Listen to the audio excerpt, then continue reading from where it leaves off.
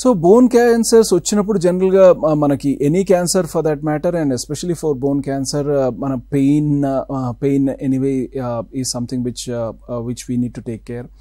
దాని తర్వాత కీమోథెరపీ వల్ల సైడ్ ఎఫెక్ట్స్ ఉంటాయి, ఉండే ఛాన్సెస్ ఉంటాయి.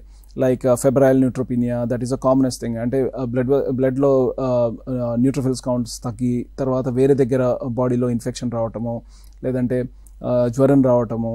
దాని తర్వాత ఈ కీమోథెరపీ వల్ల ఈవెన్ గొనాడ్స్ మీద మగవాళ్ళు అయితే స్పర్మ్ కౌంట్ తగ్గడం, అలాగే మనకి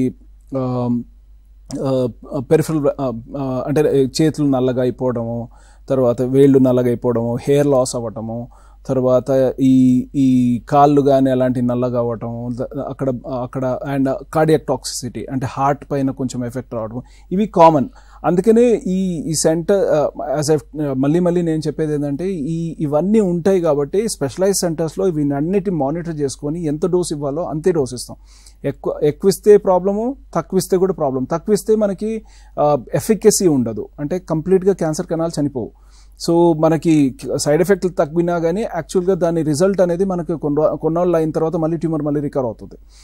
అదే ఎక్కువ ఇస్తే ఈ టాక్సిసిటీ అంటే కీమోథెరపీ వల్ల టాక్సిసిటీ అనేది వస్తుంది. సో ఇవన్నీ మానిటర్ చేసుకుంటూ ఇవ్వాల్సి వస్తుంది. అలాగే రేడియేషన్ ఇచ్చినప్పుడు మనకి ఈ స్కిన్ బ్రేక్ డౌన్ అవ్వటము, అక్కడ మళ్ళా అక్కడ ఇన్ఫెక్షన్ రావటము, అలాగే ఈ నార్మల్ బోన్కి వెళ్తే నార్మల్ బోన్ దగ్గర మళ్ళీ ఆఫ్టర్ 10 years అండ్ ఆల్ మళ్ళీ అక్కడ ఆ ఏరియాలో ఏమైనా వేరే క్యాన్సర్స్ వచ్చే అవకాశం ఉంటుంది. రేడియేషన్ ఇండ్యూస్ సార్కోమా అంటాం. అలాగే ఆ రక్తనాళాల్లో రక్త ప్రసరణ కొంచెం తగ్గడము బికాస్ ఆఫ్ ద రేడియేషన్, ఇవన్నీ అయ్యే అవకాశాలు ఉంటాయి. అందుకనే ఈ radiation latest technique or latest machines of radiation machines వల్ల ఈ సైడ్ ఎఫెక్ట్స్ ఆఫ్ సరౌండింగ్ ఏరియాకి రేడియేషన్ ఇవ్వకుండా టార్గెటెడ్ మనకి ఏదైతే ఏరియాకి అవసరమో అదే ఏరియాకి టార్గెట్ చేసుకొని రేడియేషన్ ఇస్తారు. సో ఇలాంటి మిషన్స్ అంటే లేటెస్ట్ మిషన్స్ ఉన్న దగ్గర రేడియేషన్ తీసుకోవడమే మంచిది.